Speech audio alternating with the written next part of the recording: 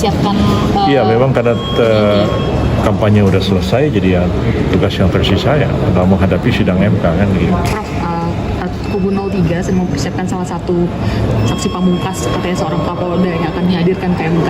Nah, ini katanya Kapolda ini akan bisa mengungkap kecurangan salah satunya dalam mobilisasi aparat untuk memenangkan paslon 02. Ini bagaimana tanggapan dari Ya, dulu juga pernah dibilang begitu oleh keponakannya Pak Mahfud. Ada seorang pakar IT dari ITV ya, yang menciptakan robot yang bisa membongkar kejahatan IT-nya KPU. Ya sebenarnya silakan aja datang ke sini. Kalau didatangkanlah orang itu ke DPR, terus dia menerangkan sesuatu. Di tim kita itu juga ada profesor ITB, profesor IT. Dia bilang ini anak baru tamat S1 kemarin. Ya dia nggak ngerti apa-apa entah soal ini. Terus setelah dia menerangkan, kita ditanya sama hakim, ada yang mau ditanya nggak? Saya bilang enggak ada yang mau ditanya. Ya, jadi kita ketawa semua. Juga sempat pada waktu itu Pak Said Didu dihadirkan sebagai ahli, sebagai saksi. Tapi dia punya pendapat sendiri-sendiri. Jadi saya bilang, hakim juga tanya sama saya, apa yang ada yang mau ditanya? Saya bilang, Pak Said Didu ini kan dihadirkan sebagai saksi, bukan sebagai ahli. Tapi dia sebagai saksi dia berpendapat sendiri, menurut pendapat saya begini, pendapat itu. Karena nggak relevan sebagai saksi. Akhirnya kita nggak nanya apapun. Jadi kalau sekiranya ini sidang benar-benar terjadi, ya kita nggak terlalu khawatir. Karena skup ruang lingkup Kapolda kan bisa dibuktikan. Ini kan wilayah Indonesia ini kan terdiri atas 39 provinsi kan. Harus menang itu kan setengah provinsi plus 1. Kapolda itu kan hanya di satu provinsi. Kalau dia mengungkapkan terjadinya penipuan segala macam pengerahan massa di tempat yang dia sendiri menjadi Kapolda, apa bisa menggugurkan 39 provinsi yang lain? Artinya dia memang punya batasan wilayah kekuasaan dia itu ya sebagai Polda Jadi kan itu ya, Prof. Untuk bisa mengatakan TSM terstruktur kan masif dan sistematik. Kita akan tanya secara sistematik, Anda bisa buktikan nggak ada Kapolda di mana? Maksudnya Kapolda Bali, apa Anda tahu yang terjadi di Aceh? berarti meskipun itu terbukti tapi tidak bisa menggugurkan Mungkin semuanya. terbukti di satu tempat itu aja. Tapi pun untuk mengatakan bahwa itu terbukti di satu wilayah Kapolda, saya agak ragu. Ya. Di beberapa TPS barangkali bisa, beberapa desa, beberapa kelurahan. Itu satu kabupaten aja berat, apalagi misalnya dia Kapolda yang besar, dia Kapolda Jawa Timur. Gimana dia mengungkapkannya itu?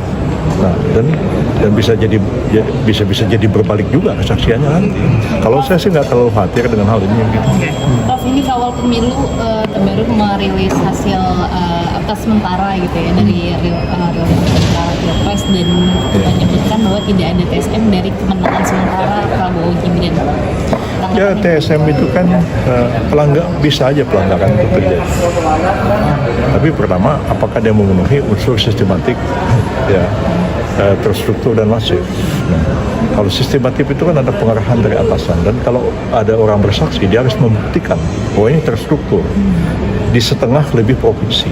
Kalau dia cuma Kapolda di satu daerah, gimana dia bisa menjadi saksi untuk Kapolda yang lain? Saksi itu kan harus menerangkan sesuatu, apa yang dia dengar, apa yang dia lihat, dan apa yang dia ketahui. Kalau saya dengar Kapolda yang lain cerita sama saya begini terjadi juga, ini nggak bisa ya. Pak, terkait yang TPN Ganjar Mahfud yang menyebut akan membawa satu nama Kapolda yang menjadi saksi di MK nanti, itu dari Mabes Polri seperti apa, Pak?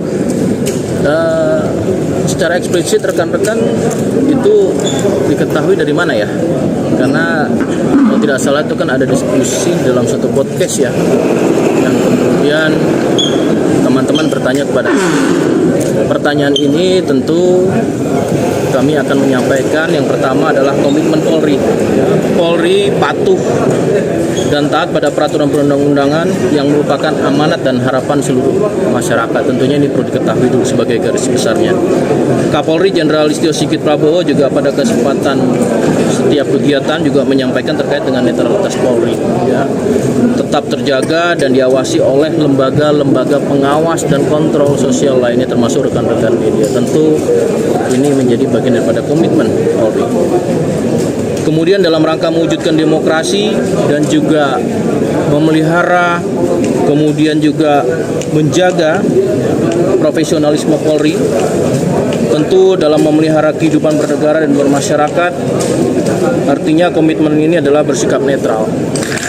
Ya, Polri bersikap netral dan tidak melakukan kegiatan politik praktis selama tahapan pemilu 2024. Hal tersebut juga dilaksanakan untuk memberikan pengamanan dan memastikan pemilu berjalan aman, damai, dan tentunya juga sejuk. Terakhir, Bapak Kapolri juga meminta jadikan bulan suci Ramadan menjadi suatu momentum untuk damai, menjaga persatuan kesatuan.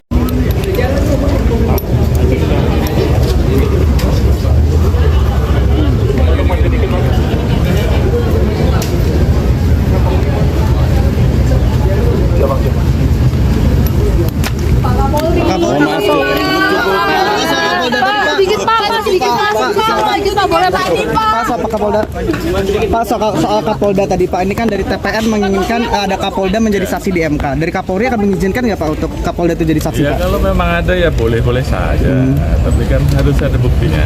Berarti kalau dipanggil MK diizinin ya Pak? Ya kita lihat Kapolda ini apa? Pak, dari Kan harus bisa dibuktikan. Artinya belum ada komunikasi juga ya Pak, Kapoldanya siapa dari Kapolri ini? Nah, saya justru menunggu namanya siapa, ya.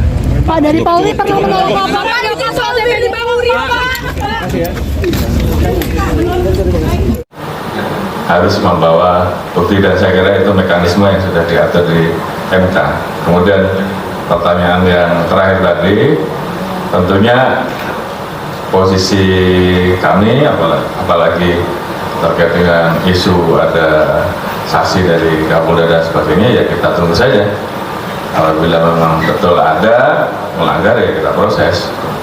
Namun kalau memang tidak ada, kita tunggu saja seluruh hasil dan kita doakan seluruh tahapan baik KPU, MK dan pengumuman resmi semuanya dapat berjalan dengan baik dan hasilnya bisa diterima masyarakat. Terima kasih. Terima kasih. Terima kasih. Terima kasih.